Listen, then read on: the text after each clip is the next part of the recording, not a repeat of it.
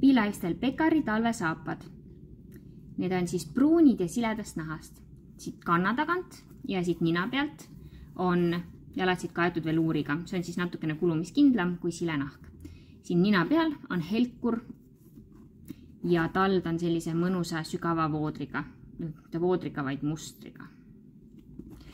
Kenasti painutatavad. Ja keel on siis jalatsi külge õmmeldud lõõtsakesega. Ta on umbes poolenisti külge õmmeldud ja keel on tekstiilist.